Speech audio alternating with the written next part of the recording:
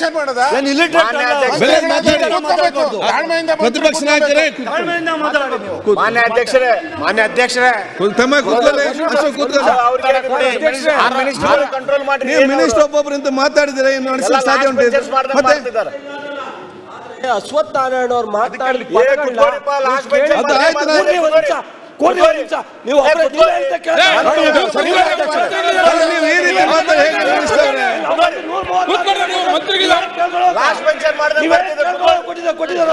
Minister ಅವರೇ, ನೀವು 120 ರಾಜಕಾರಣ ನಿಮ್ಗೆ ಭ್ರಷ್ಟಾಚಾರ ಇಲ್ಲದ ಬಂದಿದ್ದೀರಾ? ಭ್ರಷ್ಟಾಚಾರ ಇಲ್ಲದ ಬಂದಿದ್ದೀರಾ? 136% ಅಗ್ರಿಕಲ್ಚರ್ ಡಿಪಾರ್ಟ್ಮೆಂಟ್. ಆಯ್ತು ಮಾತಾಡಿ. ಆಯ್ತು, ಈಗ ನೋಡಿ ಮದು ಕೂತ್ಕೊಳ್ಳಿ, ಬಂದದ್ದು ಈಗ ಮತ್ತೆ ಈಗ ಮಾತಾಡಿದ್ರು, ಕೂತ್ಕೊಳ್ಳಿ. ಮಾನ್ಯ ಅಧ್ಯಕ್ಷರೇ, ಈಗ ನಾನು ಹೇಳ್ದು ಕೇಳಿ, ಈ ಸಬ್ಜೆಕ್ಟ್ ಬಗ್ಗೆ ಮಾತಾಡ್ವಿ, ಮತ್ತೆ ಹಾಗೆ ಈಗ ನೀವು ಟ್ರ್ಯಾಕ್ ತಪ್ಪಿ ಸಮಸ್ಯೆ ಬರ್ತದೆ.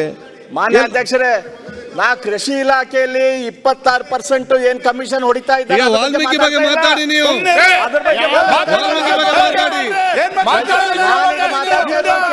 ನೀವು ಸಬ್ಜೆಕ್ಟ್ ಹೋಗ್ಬೇಡಿ,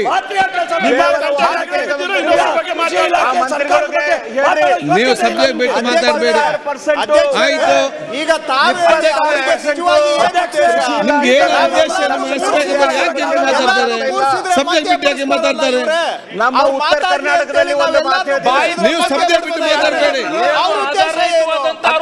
ನಮ್ಮ ಉತ್ತರ ಕರ್ನಾಟಕದಲ್ಲಿ ಒಂದು ಮಾತೈತೆ.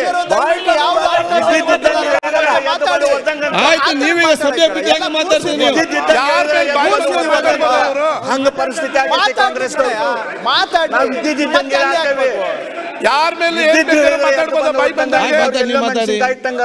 ಎಲ್ಲಾರು ತಡ ಇಲ್ದೆ ಹೇಳತ್ತಾರ. ಮಾತಾಡಿ. ಮಾನ್ಯ ಅಧ್ಯಕ್ಷರೇ, ಅದು ಕಳೆದಿದ್ದ ತೆಗೆದಾಕ್ಸಿ ಆಡಳಿತ ಪಕ್ಷದಾಗಿದ್ದವರು ಯಾಕೆ ಬೇಕಾ ಮಾತಾಡ್ಲಿ? ಇರಬೇಕು. ಭ್ರಷ್ಟಾಚಾರ ಅದು ಬಿಜೆಪಿ ಸರ್ಕಾರ ಎಲ್ಲರೂ ಗೊತ್ತಿದೆ. 136 ಜನ ಜವಾಬ್ದಾರಿ ಕೊಟ್ಟೈತಿ, ಆ ಜವಾಬ್ದಾರಿ ಪ್ರಕಾರ ನಡೆಯುವಂತ ಮನಸ್ಥಿತಿ ಇರಬೇಕು. ಸುಮ್ಮನೆ ಇವತ್ತೈತಲ್ಲ ಸದನ ನಡೆಸಬಾರದು ಅಂತ ಹೇಳಿ ಅವರೆಲ್ಲರೂ ಡಿಸಿಷನ್ ಮಾಡಿ ಬಂದಂಗೆ ಕಾಣಿಸ್ತೈತಿ. ಒಬ್ಬರು ಆದ್ಮೇಲೆ ಒಬ್ಬರು ಅದಕ್ಕೆ ಎಲ್ಲಾ ಮಂತ್ರಿಗಳು ಲೇಟ್ ಆಗಿ ಬಂದ್ರು. 9:30 ಬರ್ರಿ ಅಂತ ನೀವು 9:30 ವಾಲ್ಮೀಕಿ ಮುಗಿ ಟೈಮ್ ಮುಗಿದೆ, 5 ನಿಮಿಷ ಇರುವುದು. 11:30 ತನಕ ಮುಖ್ಯಮಂತ್ರಿಗಳು ಆಗಿ ಯಾರು ಬಂದಿಲ್ಲ. 5 ನಿಮಿಷ ಮುಗಿಸಿ. ಮಾನ್ಯ